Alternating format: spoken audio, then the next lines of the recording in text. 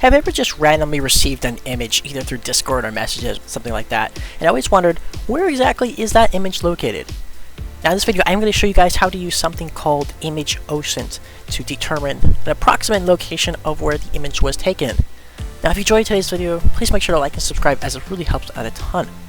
Now OSINT is the study of open source intelligence, meaning we'll be using publicly available data to find some sort of foothold or intelligence, quote unquote, to help us in our online investigations. Now I do want to come to say that every image will be a little bit different and the steps that you will need to take might differ from what I do in this video. Now I was able to prepare a bunch of images that we will be trying to use and locate in this video. Now YouTube, this video is for educational purposes only. Please make sure to use this ethically so you guys do not get in trouble. Now you can do this on Windows, Mac, or Linux. Me personally, I'll be doing this on Ubuntu, and this is the latest release at the time. So let's go ahead and get started. So the first thing we're going to do is we're going to be checking the file metadata. If you do not know what metadata is, images, once you take them on your smartphone or for say a Nikon camera, it will save into the image some bit of data. Now this usually includes the size of megapixels, maybe where exactly the image was taken. And so this is what I'm going to try to extract. So we're going to be using something called Exiftool, or if you're on Linux you can type sudo apt install Exiftool, just like that, hit enter. Now I already have it installed, so there's no point in me doing that. Now if you're on Windows or Mac, go ahead and just Google the website and you can download it just from there. So over here on our left is the first image that we will be looking at. Now I don't know exactly where this is, but we're going to try to determine this. So we're literally just going to type Exiftool followed by the name of that image, hit enter, and there we go. We got a whole bunch of jargon here. Now this all is really important stuff. We scroll up to the top here and we just got some basic information. We have the file name, we have the directory, the file size, when it was last modified, file permissions, all this really cool stuff. We can see that this is a JPEG. Now we are really interested in the location data. Now if we go down a little bit here, we can see that the camera that it was taken on, right here the make, is Apple, and this was an iPhone 11 Pro Max. But let's just scroll down a little bit more. Right down here on the bottom, we have GPS altitude, latitude, longitude, and we have GPS position. So we'll just go ahead and we will copy this, and we're just going to go and put this right into Google here. Now I did have to clean the coordinates up just a little bit to fit the Google Maps format. And right here we can see that it's right near Tomahawk Creek. Now this is Leawood, Kansas. So it should be about there, according to the images. It looks about similar. We got similar color trees, stuff like that. And there we go for our first image. That was pretty simple. Alright, and now we're going to go ahead and we're going to look for country geolocation. Now, this entirely does not require Exiftool. We can just do this manually. Now, what I mean by country geolocation is we're not trying to find the approximate location, we're just trying to find where the image was taken, like in which country, for example. Now, these images are taken roughly about 500, 600 feet apart. Okay, we can see here for the first image, we want to look for certain key things that will define your country, right? For example, in America, we have white license plates. In the European Union, we also have white license plates as well. However, there usually is a blue sign or a blue country icon that determines which country you're from. And so we can see right here a little bit on Google, it kind of blurs it out, but we got the blue here a little bit.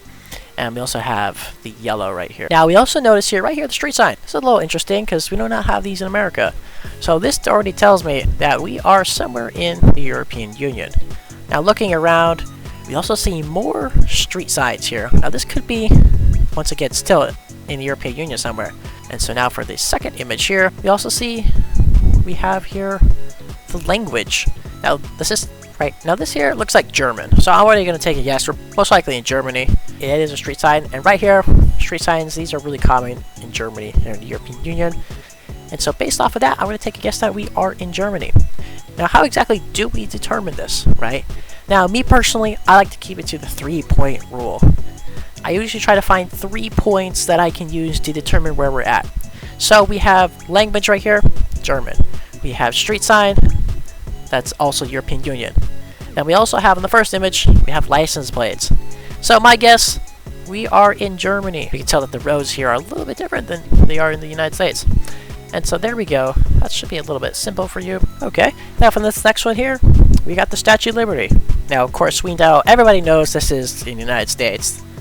So, let's say, for example, you found a house or a place, and we want to try to find the location. Can't show too much about this, because YouTube's a little bit strict, but we can go ahead, we'll head to yandex.com, or you could also head to yandex.ru if you want to be searching in Russia. Click on the search bar, click on images, and we'll just take this image, and we'll drop this in here. Now let's just give this a moment. You can also do this with Google Images as well. However, I prefer Yandex because I found that Yandex usually provides things a lot faster. And there we go, similar images, top results. Now we can see right here we have similar images. Now I do not remember which one of these is the actual real image that I picked, but it is here on the list. And so there we go, we have a similar thing. Now, let's say for example, right, you're to find a phone model, okay? And if you want to know what the phone model is, take a picture, put it into Yandex, see what Yandex has to say. And you also get some similar images too. Now, not only does it show the image, you can click on it, and you can view where the source comes from. Okay, now we have another image here that was given to me by somebody on Discord here. Now, they challenged me to find exactly where they're at. Okay, so we'll go ahead and we'll do that. So we're going to be using the technique from before. We're going to be trying to do a reverse search. And we'll also be showing you guys something called cross-checking. So we'll just go ahead and we'll submit this image to Yandex. We'll let Yandex do its thing. And let's see what we can try to find. Now, one thing I did notice about this image here, we have buildings here. And we also got a tree. Okay, we have more buildings here. And we also got this. That's an odd-looking building. So we're going to be trying to using this building, I think, as our first approach.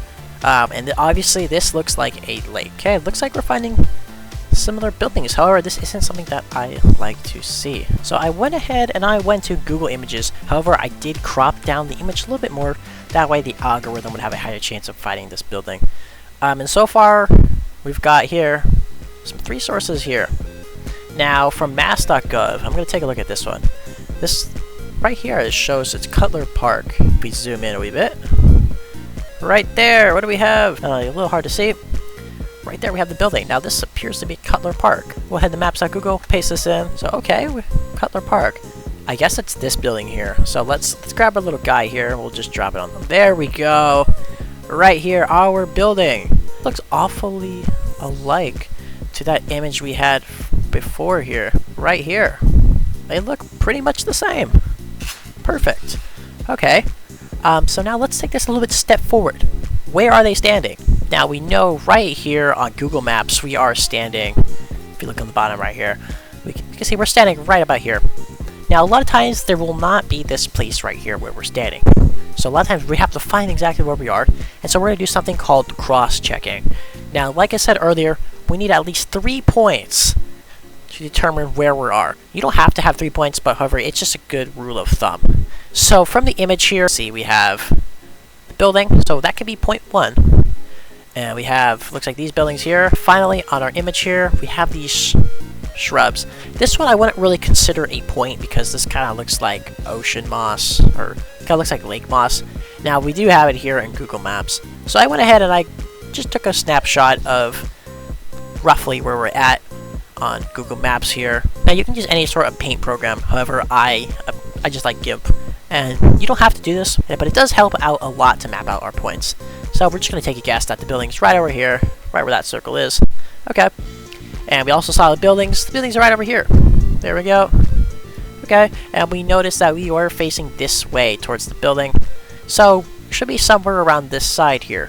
And so the moss is here. So there's another point.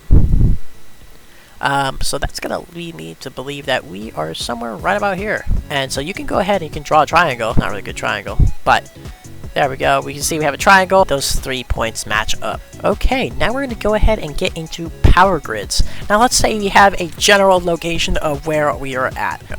Once again, I pull up another image from Google Maps. Now this is somewhere in San Francisco. Now, we're going to be doing this assuming we know the general location. So we have a general idea that we are in San Francisco. We can go to a website here called openinframap.org, short for Open Infrastructure Map. Now, once again, I do know the general location of this image. This could take a lot of time, and this is why I'm heading to the coordinates here. Here, a whole power grid map of San Francisco. So yellow here, if we click on it, we can see that it is an underground cable with 2 circuits. It also displays here it has 115 kilovolts. Red, now this is also the same, however it shows it's underwater and it also shows who operates it. Blue should be the same as well, it's a cable. Now we are interested in these brown dots. If we click on the dot, right here we have a power pole. Now we can also just click on this button here, it says view on street map. Now we're not going to do that. We're going to head to this pole right here, and we can see that's right in between the building here. And we've got our coordinates. We'll just take this here, and we'll just click on show address, and right up here in the search bar, grab that. Then we'll head to maps.google.com, and we'll paste this in. And right here, zoom in a little bit, and we'll drop our guy here if we can, right about yay there. And would you look at that? Street pole and street pole. Now, of course, you do need to have a little bit of extra information to back up your idea of where this pole is. However, but if you do see a street pole, you can always take the time to try to check where they could be based off of that street pole. Now, your chances of doing this, they can be slim or they can vary depending on where you're at. Now, this here is an image from my good friend. He said here that he was on vacation somewhere in California. Now he also said he was vacationing in a place called Menifee, California. I've never been there, but we can also see right here we have this cross. Okay, so we have the general location, and you can also find where they are at based off of these houses in the background, but that could take quite a while. So we're just going based off of what he says. So we'll head to Google here. This is quite literally a simple little search here. We'll just look for Cross Trail Menifee. Okay, and here we go. I did some digging, and I found this site called alltrails.com. Now, usually if you're going based off of trails, alltrails.com is really useful. And it looks like this terrain here seems to be quite similar to this image here. We got the houses like that. Yeah, once again, houses. Now, that's all nice, but we are interested in this trail. And there we go. We got the basic trail. So, we got a little line goes up, and it looks like it circles around and comes back. So, I'm going to take a guess that this is the highest peak, because why would you stop and take a picture at the lowest part? And we also see right here we have Aldergate Park. Now, this is going to be our foothold to find where we are at. We'll just look for Aldergate Park.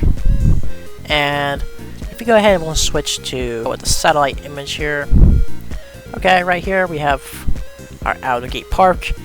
We can see that the trail here goes from Aldergate Park, goes up a little bit. So let's just simply follow this trail. Aldergate Park goes up a little bit more, and we reach about this cross section here. Now this cross section kind of looks a lot like this, so we're gonna assume it's this trail. And right here, what is that? Looks like we got a cross. So we'll take our guy. Well, we actually can drop him here. That's cool. So we'll drop him here, and there we go. We've got our cross. So let's look at the image once again.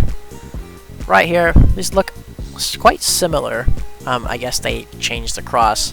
Now I went ahead and I gave him a call and I presented him with this trail, and he said that we were correct. He also was nice enough to supply the exact coordinates. Now I hope you guys learned at least one thing from this video. With that said, please make sure to like and subscribe, as it really helps out a ton, as we're super close to 2,000 subscribers. And I will see you guys all later.